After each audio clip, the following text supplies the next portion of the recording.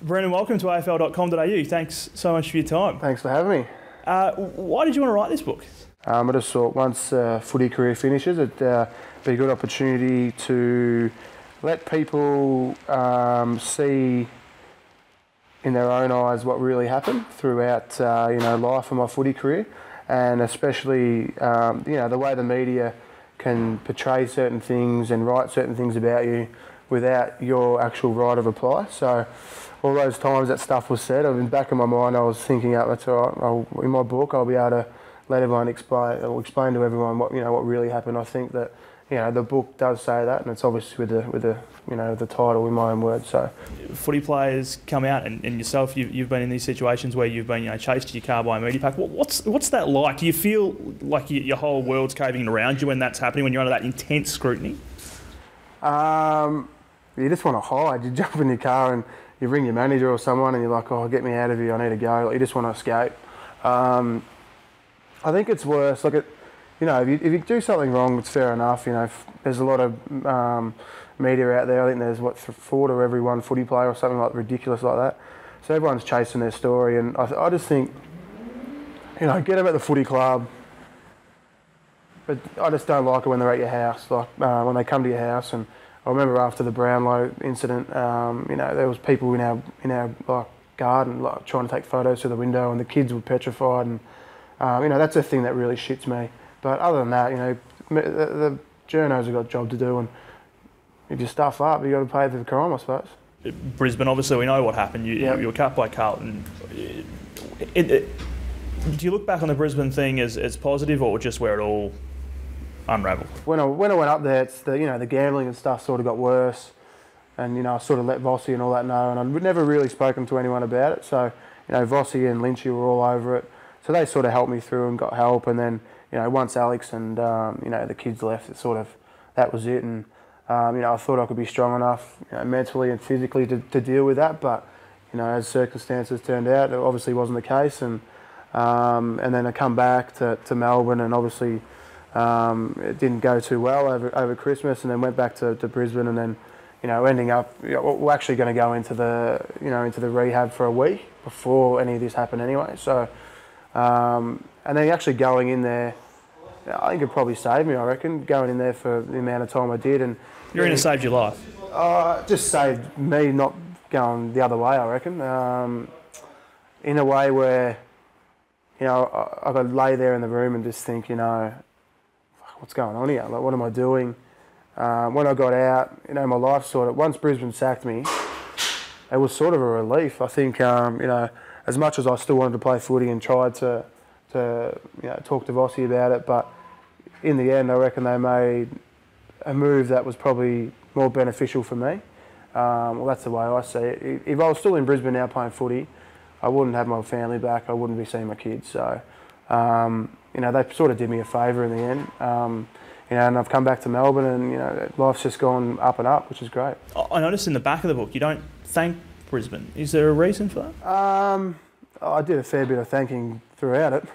You certainly thanked Carlton. Yeah, I spoke pretty highly of Vossi and Dean Warren, and said how great the club was. But I was only there for 17 games, so I didn't spend too long there. You've spoken publicly about gambling, alcohol, and suicide before. Are you beyond all of that now? Oh yeah, 100%. I don't bet anymore. I used to have to go when I went out. I used to, most blokes, they can't have 1 or 2 beers. They've got to have 500. Not that many, but now I can go out and have a few beers and go home. So I don't know whether that's maturity sinking in, but don't gamble anymore. Have a few beers. I very rarely go out now.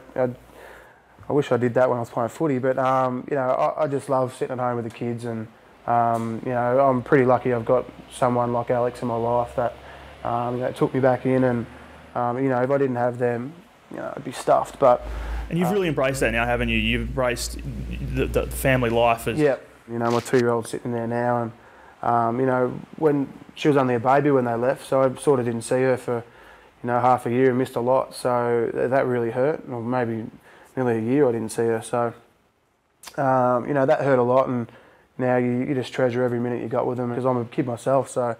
You are, aren't you? You're still a big things kid. that they find pretty amusing, I find pretty amusing, so it's good fun. I really enjoy it. You're 31. If there was an AFL club out there, and there's 18 of them now, if there was an AFL club out there that wanted to offer you a 1-year contract to come and help them out to kick some goals in 2013, would you consider it? Have you seen my stomach? I don't think so. I don't think I'm any chance, mate. But you know, footy's past now, and you know, once I didn't get drafted, everyone was, you know, footy's finished. But you know, once you start kicking goals again and you start doing the right thing, that, you know, the talks come up again and people keep contacting me about footy, and I'm like, you know, those days are gone. And as much as I wish I was still playing footy, I think, you know, my life's in such a good place now, and to go back and have to train every day, you know, I'd have to be a pretty special person to commit to all that. But if it happened, it happened. You never say never. I don't know. Just leave it at that. Leave it open. What's What did next? Nick Moldhouse say? The door never shuts. Yeah. So you're thinking about it even as we're I'm just talking, aren't thinking you? about it now. I'm thinking, imagine if I did play footy again. Could you do it, do you reckon? Um, Because of that commitment thing. Like, is that the biggest thing that would... I think I'm in a place now in my life where I probably could do it. But it'd be bloody hard work. I'd have to probably start pretty soon. But, you know, I could still be kicking goals at AFL level. Everyone knows that. The only reason I'm not playing footy is for my own, you know, my own stupid things that I did and my own fault. So, you know, I could be quite capable of helping a team out, but it'd have to, you'd think it'd only be a team that's vying for a premiership. You wouldn't think it'd be a lowly team, because there's no point. The money side of things. Yep. Do you need the cash? Is that still a struggle, or are Flying. you everything's going all right? Yeah, everything's going well. If I was to play footy again, I'd be worse off. Financially, yeah. Financially, yeah. Yeah. So what about debts and stuff like that? No. Paid off mate, and I'm all sorted? We're back. I'm back earning more. You know, very close to, you know, what I was earning anyway. So, you know, everything's going really well. Is this Brendan Fevola the brand now? Is it? I'm not so. I'm just playing footy, mate. I'm doing something that I love doing, and it seems to be working. Do you have a dream? Yeah, well, my dream for the last, you know, 15, well, since I was 5, 25 years was to play footy. So, you know, I've done that. I've got another dream that I want to play NFL footy. Hopefully that happens. Where's that at? I'll probably head over in November to the States for a month with Darren Bennett in San Diego, and you know, he's the guru, so if he ticks it off and says you've got it, well, you know, it'll all go from there. But if he says you're no good, then you just come back and, you know, just tick that one off and say that, you know, I've had a crack at that. But you know, my dream is just to have a life for my kids where they can, you know, have whatever they want, I suppose. And The NFL would certainly give them that if you're raking that kind of coin. Let's be honest, if there was a game that was fit for me, is NFL. You walk on, you kick it, you walk off. Please. So right down my alley. You don't have to run, you don't have to do anything. It's perfect. Absolutely. You've got to be able to kick it. Yeah, which you can do. You've proven that just on the weekend just gone. So how that's going to happen in the next few months? Yeah, I'll head over and yeah, I will. Well, good luck with that. Brendan Fevola, thanks so much for your time. Thanks, man. Cheers.